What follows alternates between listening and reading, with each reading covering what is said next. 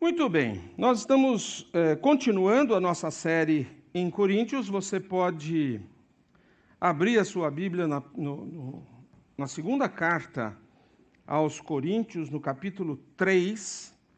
Vamos orar. Pai amado, nós te agradecemos mais uma vez por este tempo. Te agradecemos porque podemos estar aqui cultuando a Ti, louvando o Teu nome.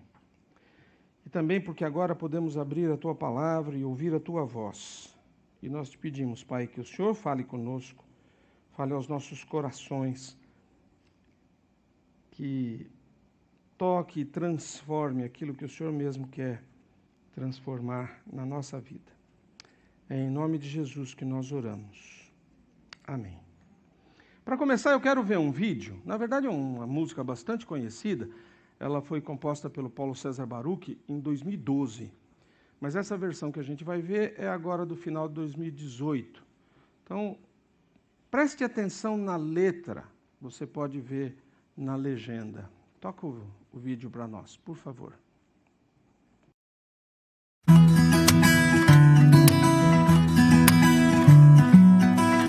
Ano novo, vida nova, mas se a gente não for diferente, tudo vai ser igual.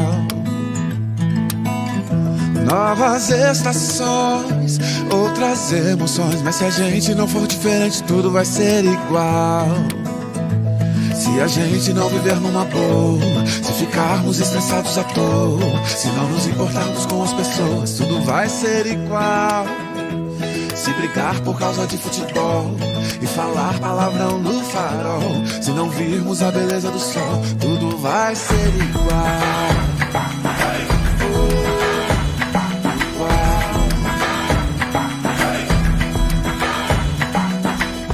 Ano novo, vida nova, mas se a gente não for diferente, tudo vai ser igual. Novas estações, outras emoções, mas se a gente não for diferente, tudo vai ser igual. Se não valorizar aquele amigo, se olhar só para o próprio umbigo, se não se importar com alguém ferido, tudo vai ser igual.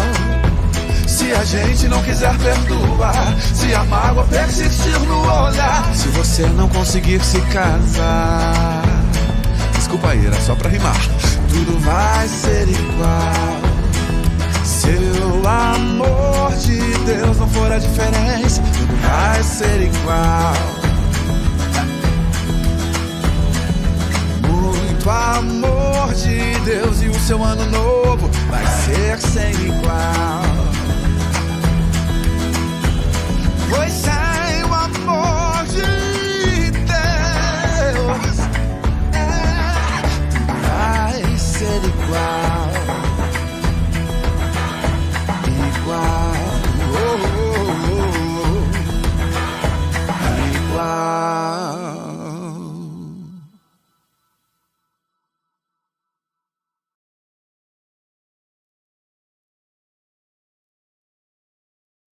Como é que você faz mudanças na sua vida?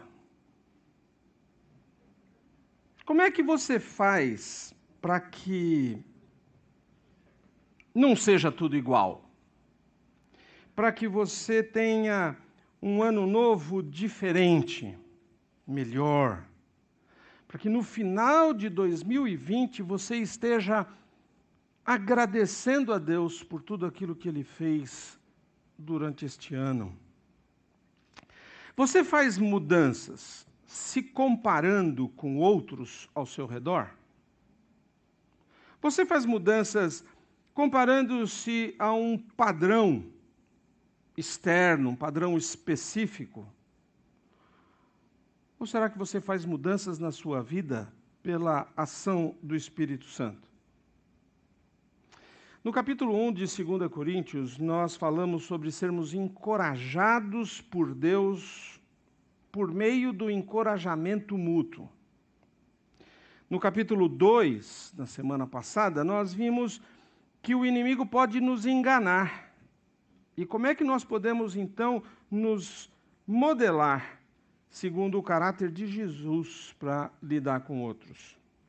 Hoje, no capítulo 3, nós vamos tratar do assunto da mudança, da transformação. Vamos aprender a melhor maneira que nós temos para fazer mudanças duradouras, permanentes na nossa vida. Como mudar o quê e como nós estamos fazendo as coisas para Deus e em Deus, para obter um efeito permanente. O ponto principal é o seguinte: as coisas feitas na vida das pessoas testemunham a ação do Espírito, mas as coisas feitas na carne terão sempre a autopromoção e a artificialidade escritas em todas elas. Então, vamos olhar para as recomendações do texto de 2 Coríntios 3, de como fazer as mudanças necessárias na nossa vida para que não seja tudo igual. Muito bem, para fazer mudanças duradouras, a primeira coisa que o texto nos diz é: não olhe para si mesmo e nem para os outros. Vamos ver o que diz o nosso texto nos primeiros 3 versículos do capítulo 3. Paulo escreve assim, a palavra de Deus nos diz: será que estamos começando a nos recomendar outra vez? Somos como aqueles que precisam entregar-lhes ou pedir-lhes cartas de recomendação? Vocês mesmos são a nossa carta escrita em nosso coração para ser conhecida e lida por todos. Sem dúvida, vocês são uma carta de Cristo que mostra os resultados do nosso trabalho em seu meio, escrita não com pena e tinta, mas com o Espírito do Deus vivo, e gravada não em tábuas de pedra, mas em corações humanos. As cartas de recomendação eram, assim, comuns nesse tempo. Era como as pessoas sabiam que você era alguém de bem.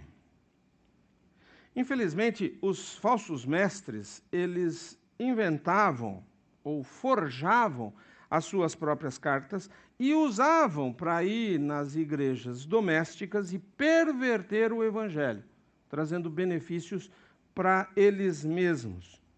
Então, pelo texto, nós estamos vendo aqui que nós não precisamos de cartas de recomendação. Nós não precisamos nos inchar e pedir que as outras pessoas estejam falando de nós.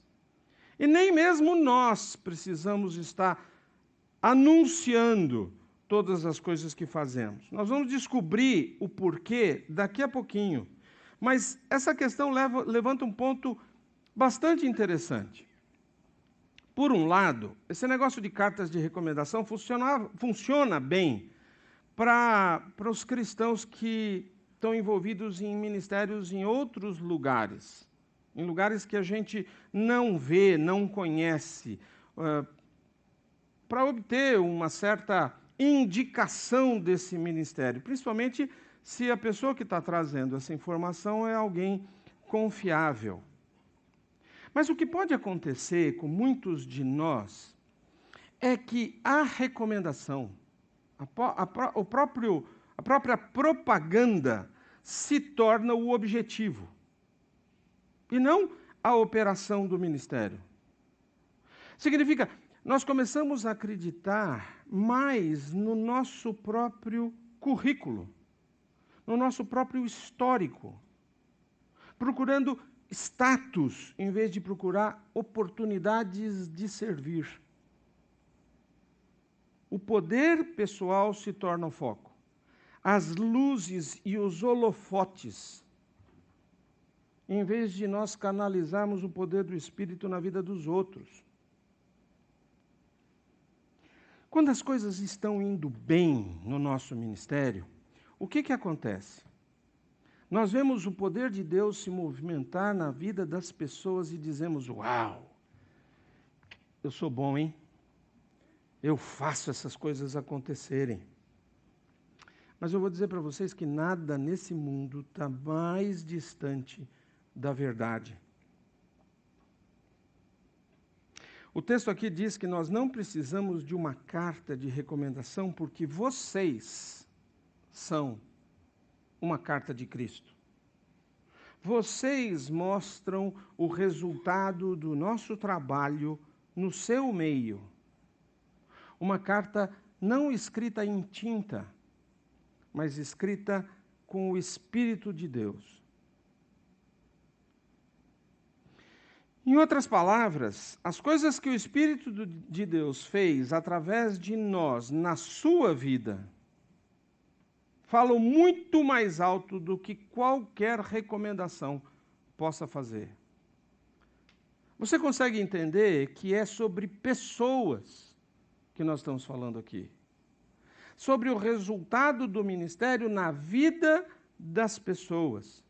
Em vez de palavras elaboradas, tem a ver com testemunho, com vida real.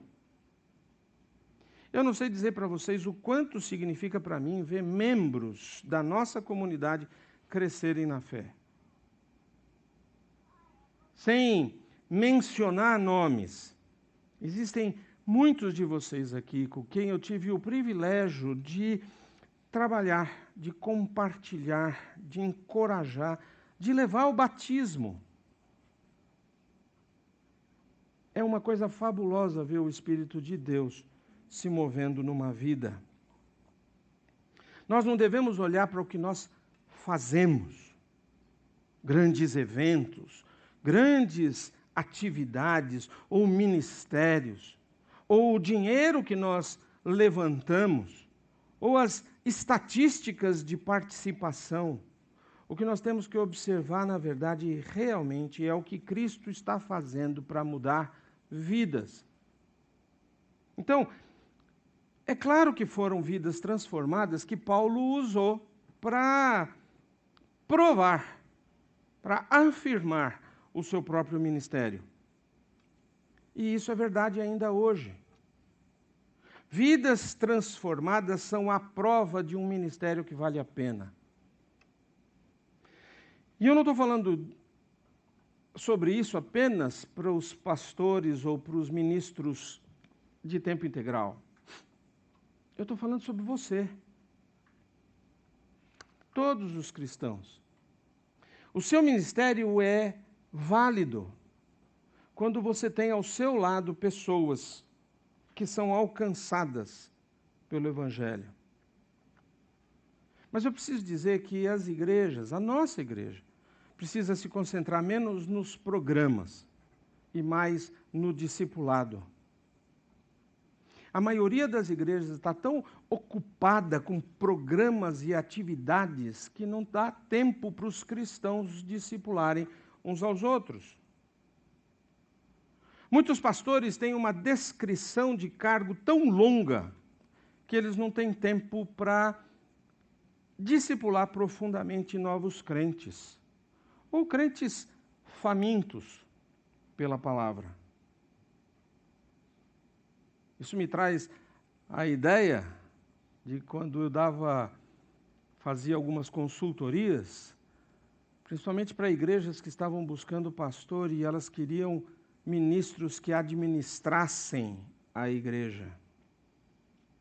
Não para fazer discipulado, para orientar espiritualmente as pessoas. Mas é importante dizer que esse não é um projeto que nós trabalhamos por nós mesmos. Não, nós somos o parceiro menor do poder do Espírito Santo.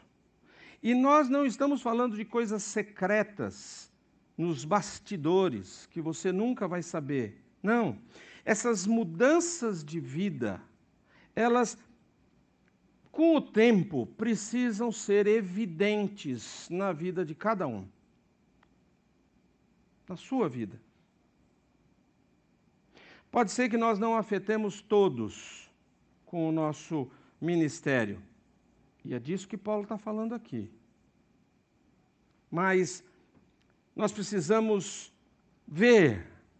É necessário haver aqueles que podem dizer que a nossa participação na sua vida fez diferença na sua maturidade cristã.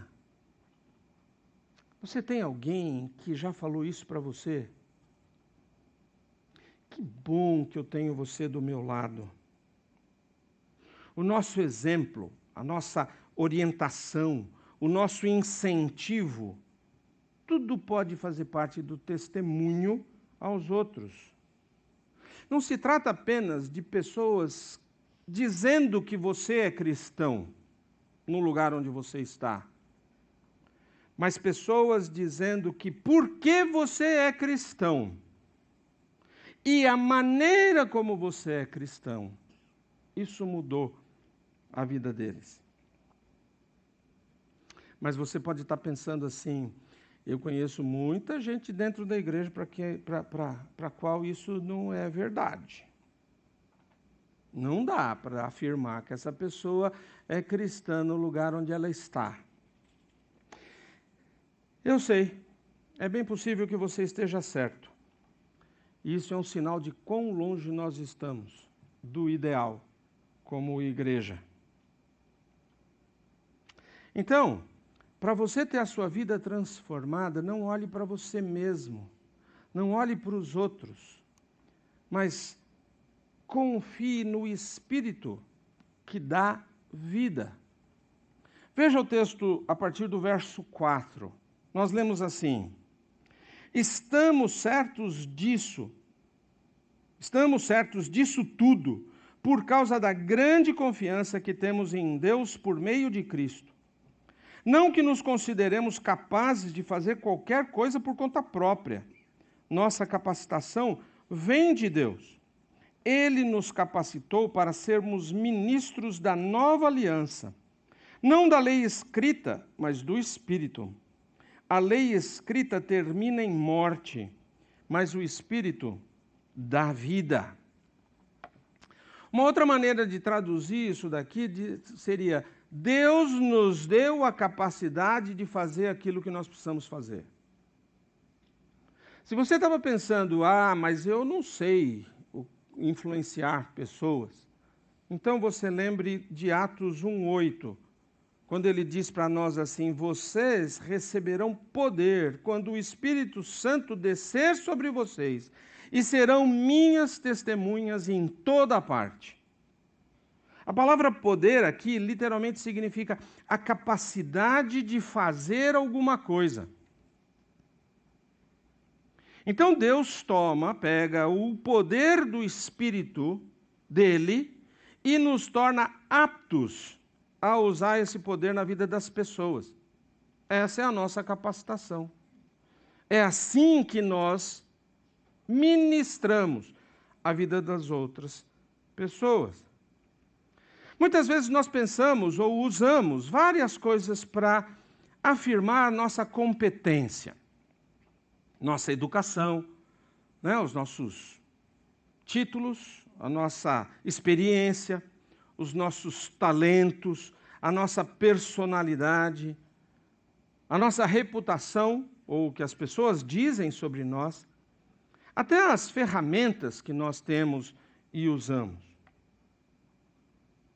Mas o que nós deveríamos fazer de verdade é sempre orar pelo poder do Espírito em tudo que nós estamos fazendo. A ação do Espírito por meio de nós, através de nós, para alcançar as outras pessoas. Isso é tão central e é tantas vezes esquecido. Nós partimos para fazer ministério, para viver a vida cristã por conta própria. E aí nós nos perguntamos por que as coisas não dão certo. Por que a gente está sempre batendo a cabeça? Agora veja só, no final do verso 6, Paulo fala que a lei escrita termina em morte, mas o Espírito dá vida. As versões mais antigas dizem, a letra mata. Ele está introduzindo aqui um assunto que ele vai tratar nos próximos capítulos sobre a diferença entre a lei da antiga aliança e o Espírito da nova aliança.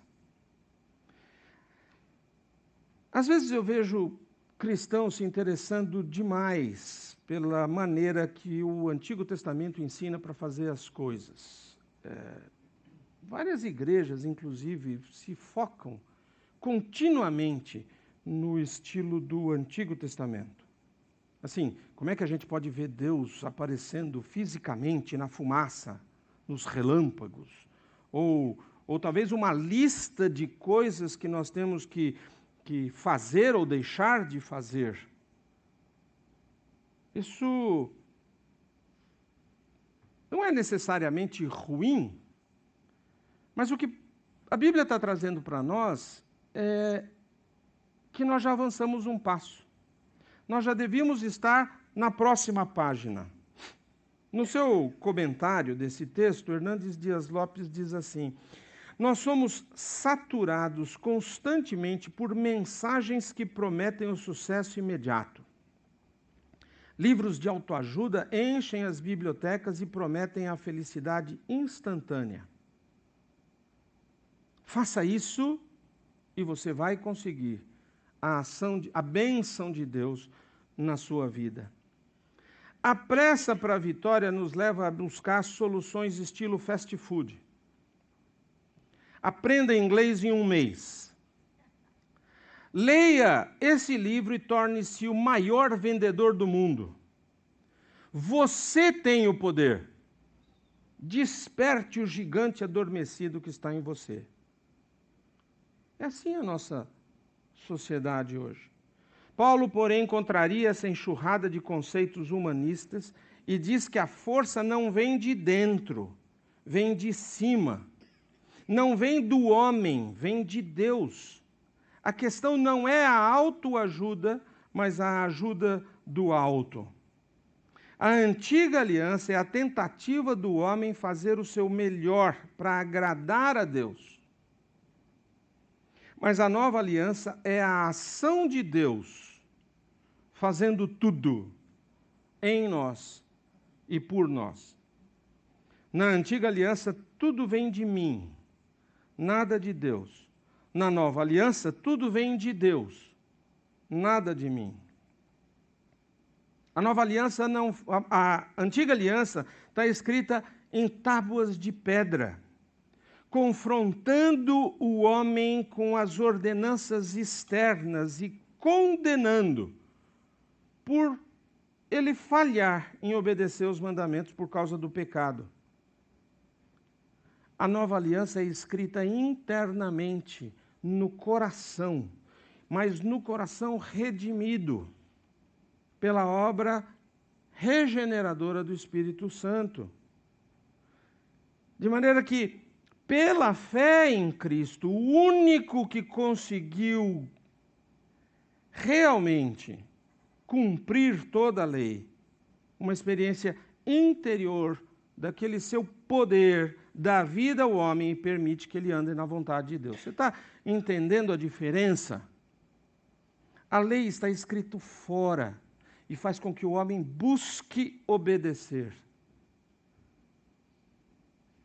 O Espírito está lá dentro, nos fazendo viver diferentes. O ministério legalista nos leva à morte.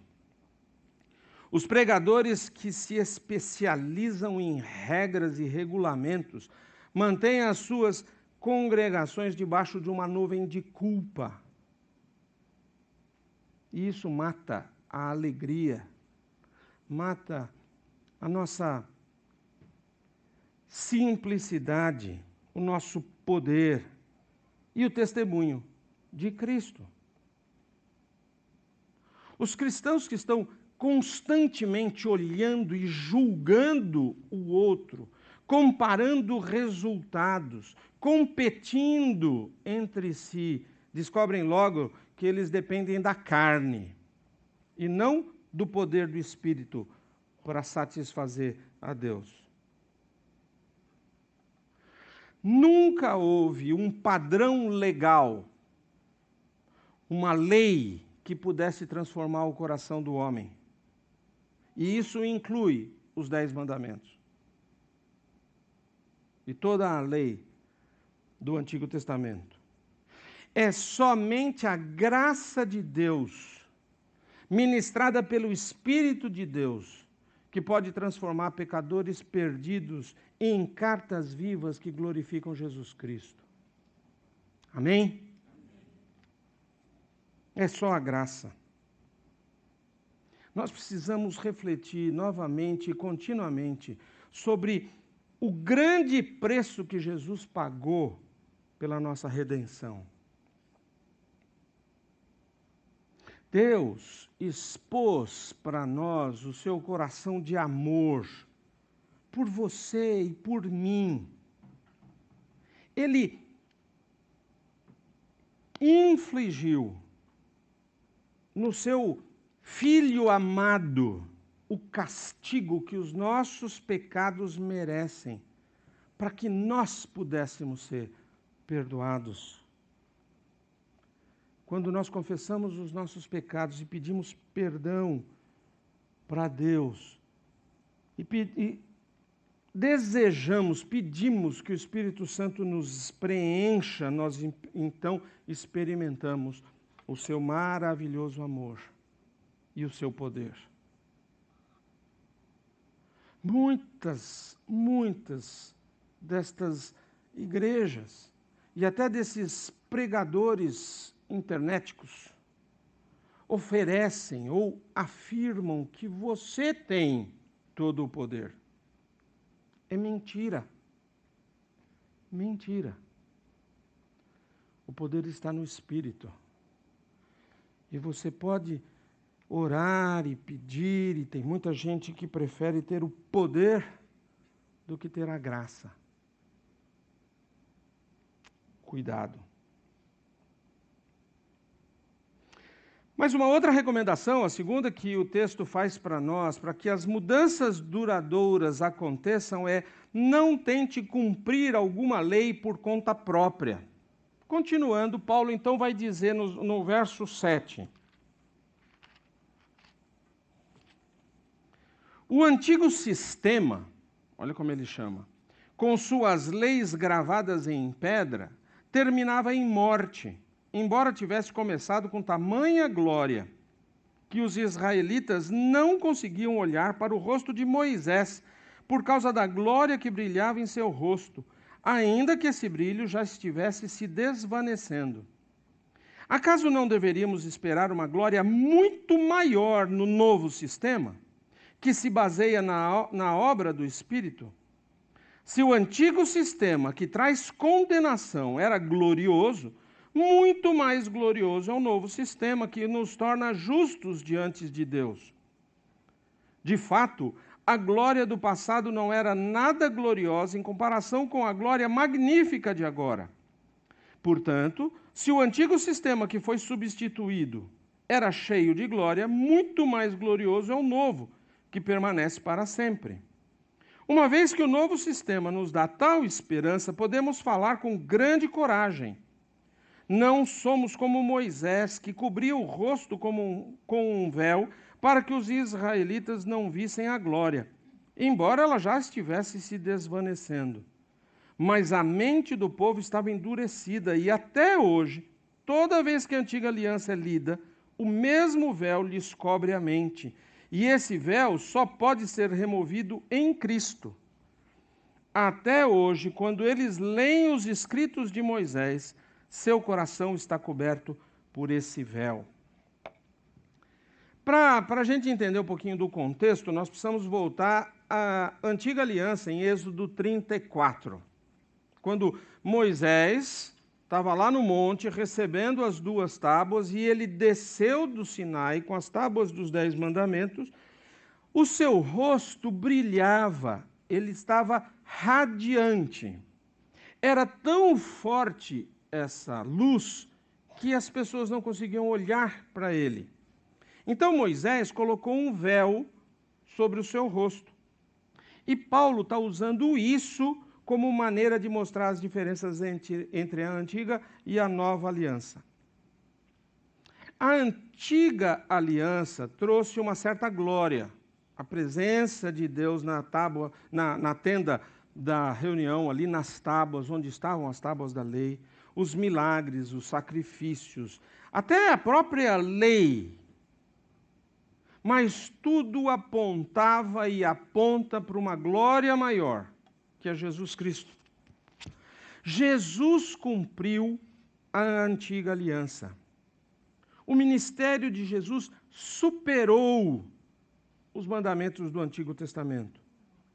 Ele fez o que a antiga aliança não podia fazer, realmente trazer salvação para os homens. Paulo aqui diz que a antiga aliança estava desvanecendo, o que significa que ela não ia durar. Ela era para ser uma flecha que apontasse para o objetivo final da fé em Deus. A lei não pode durar para sempre, porque o seu poder era condenar. A lei não produz salvação. Ela mostra que nós pecamos, mas é o Espírito que nos traz vida eterna. Moisés sabia que o fim das coisas não era a lei.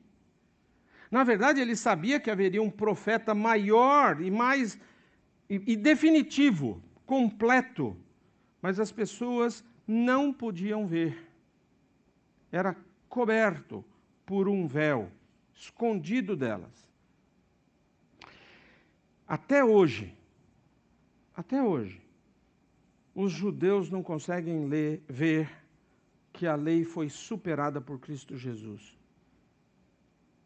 Até hoje, todos aqueles que seguem todos os costumes judaizantes ainda não conseguiram perceber que Jesus Cristo era o objetivo da lei. Tudo que eles podem ver é o véu e o que eles supõem ser a glória de Deus. Mas em Jesus, o véu é totalmente removido. Então nós podemos ver que o Evangelho que mostra o Espírito de Deus é onde está a glória superior. O Espírito Santo, que aponta para Jesus, nos diz onde está a vida. Então não tente obedecer à lei por sua própria força, mas deixe o Espírito mudar a sua vida. Veja o que está escrito nos versos, a partir do verso 16, até o final do capítulo. Lemos assim: contudo, sempre que alguém se volta para o Senhor, o véu é removido. Pois o Senhor é o Espírito, e onde há o Espírito do Senhor, ali há liberdade. Portanto, todos nós, dos quais o véu foi removido, podemos ver e refletir a glória do Senhor. E o Senhor, que é o Espírito, nos transforma gradativamente à sua imagem gloriosa, deixando-nos cada vez mais parecidos com Ele. Moisés refletiu a glória do Senhor em um sistema que estava desaparecendo. Quando nós voltamos os nossos olhos para Jesus e confiamos no seu Espírito, nós também refletimos a sua glória. E não apenas isso. É aqui que nós somos transformados. É aqui que as mudanças acontecem. Você quer ver mudanças reais, duradouras acontecendo na sua vida? Deixe o Espírito trabalhar. Quanto mais passamos tempo com Ele, mais nós nos tornamos parecidos com Ele. Perceba que a lei não pode provocar mudanças na sua vida. Regras e regulamentos não fazem de você uma pessoa melhor. O que faz de você uma pessoa diferente, nova, efetiva, é o Espírito de Deus trabalhando na sua vida, quando você se volta para Ele, confia nele e entrega a sua vida para Ele. João 6,63 diz para nós: somente o Espírito dá vida. A natureza humana não realiza coisa alguma. Preste atenção. Se nós tentamos agradar a Deus com as nossas ações, com a nossa carne, isso não funciona. Mas Jesus disse: me ame, e eu vou enviar para você o meu Espírito. Vou colocar em você, dentro do seu coração, o meu Espírito. O Espírito que dá vida e que realmente nos transforma. Em 2 Coríntios 5, nós ainda vamos estudar, diz: logo, todo aquele que está em Cristo se tornou nova criação. A velha vida acabou e uma nova vida teve início. Você quer uma vida transformada, uma vida diferente, uma vida que realmente cause efeito, influência positiva? Você quer fazer diferença nesse mundo? Então deixe o Espírito trabalhar na sua vida. Se você deseja fazer mudanças duradouras na sua vida, não olhe para si mesmo. Isso só vai trazer para você decepção. Olhe para Jesus, o autor e consumador da nossa fé. Mas não olhe também para os outros. Isso só vai trazer engano para você. Confie no Espírito que nos dá, que pode nos trazer vida. E não tente cumprir alguma lei com a sua própria força, porque a lei existe para condenar você. Deixe o Espírito mudar a sua vida para tornar você apto para o que Ele chamou você para ser e fazer. Quando nós seguimos esse caminho, nós nos tornamos cada vez mais semelhantes a Cristo. E isso vai nos dando uma glória cada vez mais crescente. A ideia simples é que a nossa vida revele aos outros a glória de Deus. Quanto mais tempo você passa com Deus, em oração, em estudo da sua palavra, mais você dá de você mesmo para Ele. Mais você deixa que o Espírito tenha acesso ao que é importante para você. Mais você se parece com Ele. Então a pergunta que você tem que responder hoje é: eu estou me tornando mais semelhante a Cristo cada dia, caminhando com Ele, um passo de cada vez? É um crescimento gradual, mas constante. E só vai acontecer através do trabalho de Deus na sua vida. Não pelas coisas que você faz ou pelas coisas que você deixa de fazer, mas pelo Espírito Santo, mudando, transformando a nossa vida, a vida de cada um de nós, na situação e no nível que nós estivermos, um passo de cada vez. Amém? Pai Santo, muito obrigado pela Tua palavra. Muito obrigado porque o Senhor nos ensina e nos alerta. Muito obrigado porque nós podemos ter acesso a tudo aquilo que o Senhor deseja que nós saibamos e sejamos. Mas agora eu te peço, Pai, que o Teu Espírito faça essa palavra ser trabalhada no nosso coração. Que nós não estejamos analisando apenas aquilo que está na nossa mente, mas o que o Espírito está fazendo em nosso coração e através de nós. Toma conta das nossas vidas. Usa-nos. É o que nós pedimos agora em nome de Jesus. Amém. E que o Senhor te abençoe e te guarde. Uma boa semana para você.